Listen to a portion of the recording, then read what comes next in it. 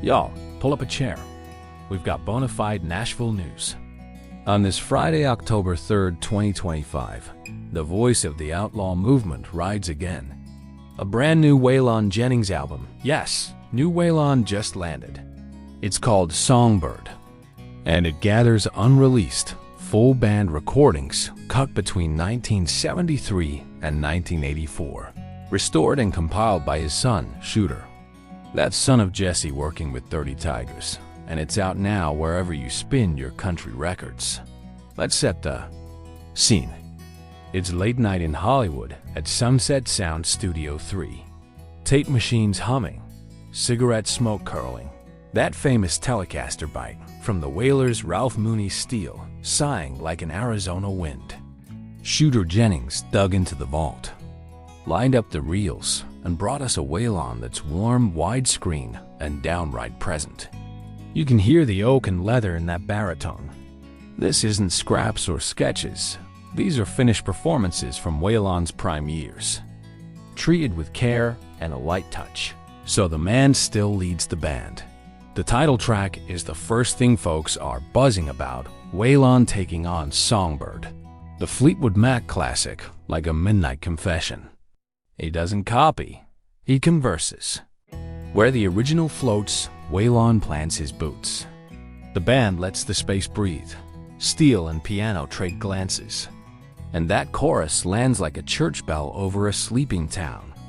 It's a tribute, sure, but more than that, it's Waylon staking his ground in the American songbook, reminding country and rock that the border's always been a handshake, not a fence. There's highway dust all over this record. You'll hear tough, teakwood grooves, the kind that came out of Jack Clement's place in Nashville and those Los Angeles rooms that loved Waylon's swing. Cuts with that outlaw lope half dance hall, half long haul truck stop where the snare cracks, and the bass leans into your ribs. And there are quieter moments too. A guitar figure that feels like the light coming through a motel curtain. A lyric about leaving that doesn't scowl so much as nod. Waylon's grown man tenderness was always part of the legend.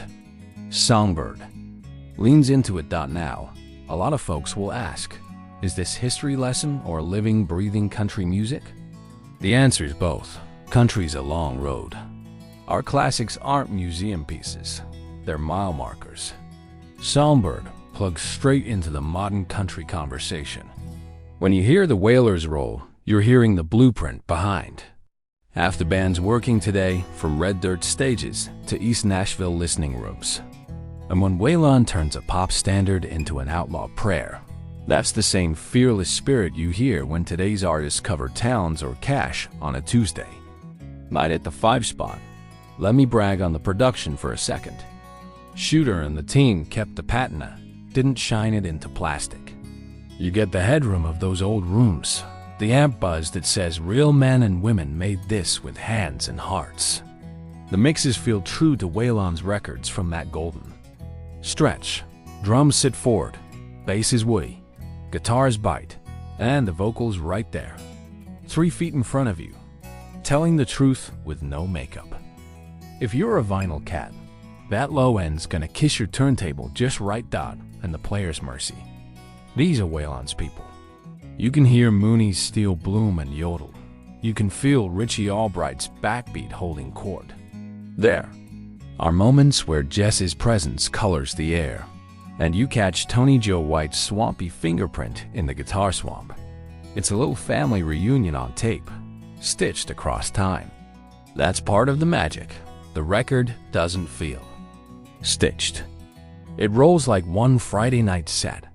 If you're just meeting Waylon welcoming, start here, then run back to Dreaming My Dreams.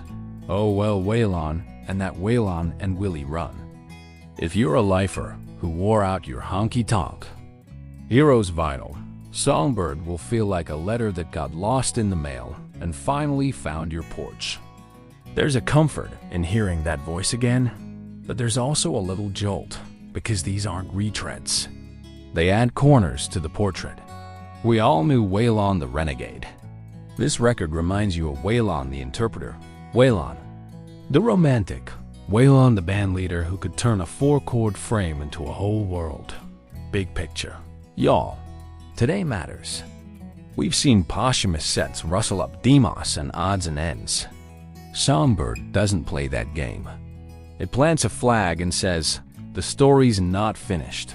Shooter's already hinted this is the first of 3. That means more chapters, more context. And if they keep this standard, more nights of pouring something amber and letting Hosh drive Dot. So how should you listen? Put it on front to back. Don't shuffle. First spin, let the room go quiet and find the edges of each tune. Second spin, take it on a drive out past the interstate lights where the FM starts to crackle. That's where this record lives real. Good. Then send it to the friend who swears they don't like country anymore. This is country the way country breathes. Tough, tender, unafraid. On release day, the Nashville grapevine is humming radio programmers slotting the title cut. College kids discovering the Outlaw groove, and old heads smiling at that drum sound. Yeah, years stuffed with big tours and new faces. This one feels like an anchor dropped in the river. It holds Waylon Jennings' Songbird, out today. From sunset sound to your speakers, another chapter for the man who bent Music Row to his will and handed the keys to generations of country truth-tellers. Spin it, share it, and tell us your track one moment down in the comments. I'm grateful you spent a few minutes with us. For more country music news, new country releases, and Nashville news as it happens, hit follow, tap subscribe, and come on back tomorrow. We'll keep a chair open for you.